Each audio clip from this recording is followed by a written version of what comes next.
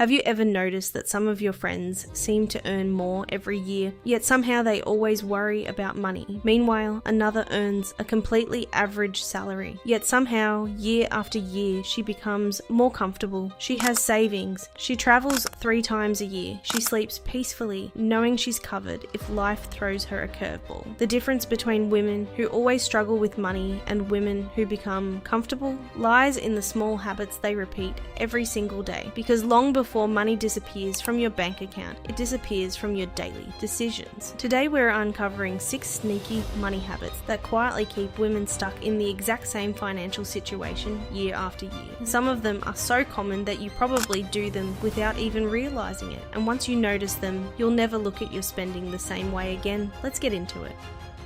Habit 1, confusing I can pay for it with I can afford it. Your card gets approved, so your brain says I can afford this, but those are 2 completely different things. Being able to pay for something and being able to afford something are 2 completely different things. Being able to pay simply means you have enough money in your account at that exact moment to complete the purchase. Affording something means you can buy it without sacrificing your financial stability. You can still pay your bills, contribute to your savings, invest in your future, and handle unexpected emergencies without stressing about how you'll make it through the rest of the month. Imagine Sarah has $2,000 in her checking account. She walks into an electronics store and falls in love with the newest iPhone, which costs $1,300. Technically, she can buy it. Her debit card won't decline. So she walks out of the store with a shiny new phone. 2 weeks later, her car suddenly needs a $700 repair. Rent is due next week, and she hasn't contributed anything to her emergency fund this month. Now she's scrambling. Every purchase is really 2 decisions hiding inside one. Economists even have a name for this: opportunity cost. Whenever you choose one option, you automatically give up another. The benefit of that forgone option is your opportunity cost. Every purchase means giving up another opportunity. That designer handbag might also be 3 months of retirement savings. The expensive coffee every weekday might not seem like much, but over a year it could become the money you needed for a professional course that helped you earn a promotion. When you fail to calculate opportunity cost, you let marketing dictate your priorities instead of your own long-term freedom. You trade your future self's security for your present self's momentary impulse. Here is a simple rule to decide whether or not you can afford the things that you want to buy. Use the buy it twice rule. If it is a non-essential luxury item, you truly afford it only if you can purchase it twice without hurting your bank account.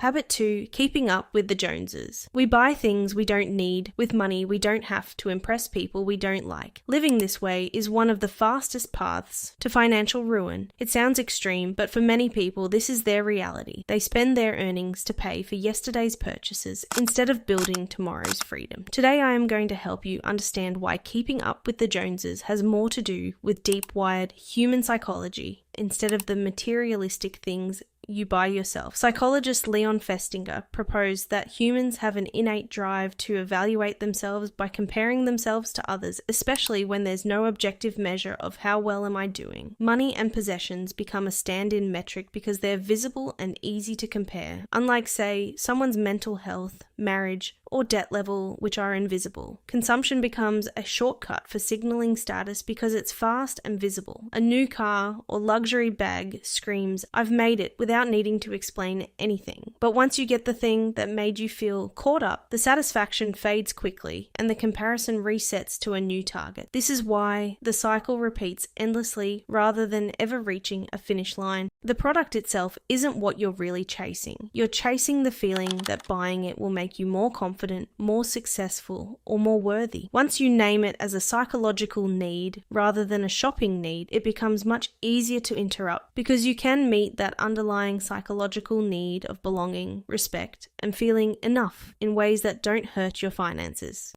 Habit 3, it's on sale, so I'm saving money, right? This is one of the sneakiest ways we drain our bank accounts. When you buy an item on sale, you pay less than the normal price. It feels like you are saving money, but you are not. You are still spending money. You still have less money than you had 5 minutes ago, especially when you're buying an item you did not intend to purchase before. Retailers carefully design sales to make you feel like you're winning. Sometimes they'll inflate the original price so the discount looks bigger, or they'll put a countdown timer on the screen brain to make you feel like you have something to lose. There are many sneaky tricks in the marketing playbook that retailers use to manipulate you into buying their products. They weaponize your psychology against you. Take BOGO, buy one, get one deals. You walk into a store needing one shirt. You see a buy one, get one 50% off sign. Suddenly, your brain shifts from, do I need this, to I am losing out on a deal if I don't buy a second one. You end up spending more cash than you ever intended, all to save money on an item you never wanted. The next time you see a massive discount, change your mindset. Do not look at what you are saving. Look at what is actually leaving your bank account. If a $100 jacket is on sale for $70, you did not save $30. You lost $70. When sales actually save money is when you get a discount on a specific item you already budgeted for, or buying everyday household goods or groceries you always use at a lower unit price reduces necessary future spending.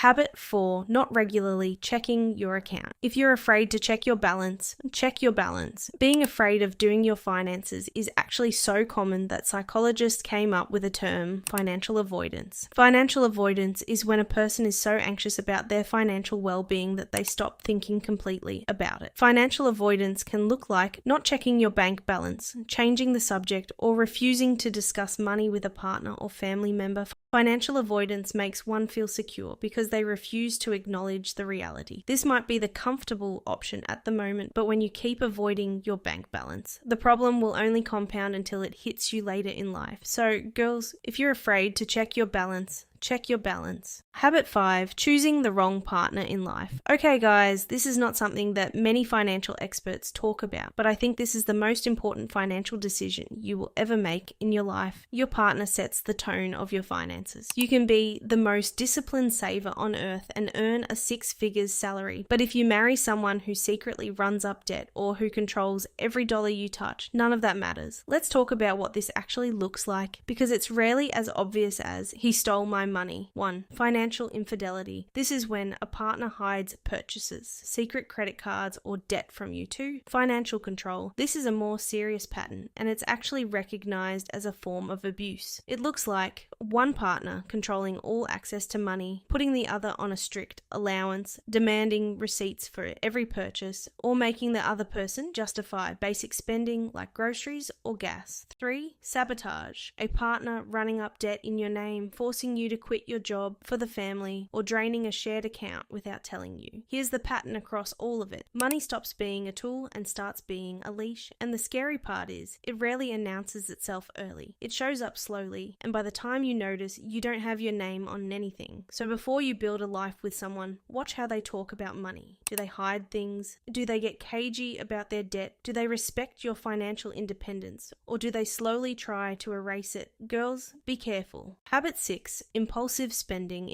Impulsive spending is the habit of buying things on impulse without a plan, often driven by strong feelings like stress, boredom, or excitement. I am also guilty of it, and so is everyone I know in life. The problem with impulsive spending is that the action itself is done without being self-aware. Only after you come back home do you regret making the purchase today. I'm going to help you recognize the trigger of impulsive spending so you can take more control of your finances. The cause of impulsive spending behavior is far more unexpected than you may have thought. People who frequently go on shopping sprees aren't necessarily irresponsible with money. Research shows they're often more emotionally reactive and have fewer healthy ways to process their feelings. As a result, shopping becomes a quick way to deal with unpleasant feelings like boredom and depression. But why does buying feel like the fix? Out of every possible way to cope with stress or boredom, why does your brain reach for add to cart? Consumerism and constant exposure to social media have conditioned our minds to equate purchasing and possessing goods with happiness, status, and success. And it's not by accident, it's by design. Every scroll on Instagram, every ad on YouTube, every get ready with me video is quietly rewiring your brain to think that the good life looks like this, and you can buy your way into it if you just purchase this thing. Next time you feel the urge to buy something out of nowhere, pause and look deep inside yourself. What am I actually feeling right now? Is it stress or boredom? The moment you understand the real feeling behind the urge of impulsive spending, the buy now button loses a lot of its power. You're no longer trying to fix an emotion with a purchase, but instead you can deal with it in healthier ways. So girls, stop letting companies, trends, and your emotions tell you what to do with your money. Be the woman who actually knows what's in her bank account, who's building wealth instead of just trying to look like she has it. From woman to woman, have your own money. Being financially independent is the best thing you can do for yourself. That's where freedom lives. Thanks for watching. I'll see you in the next one.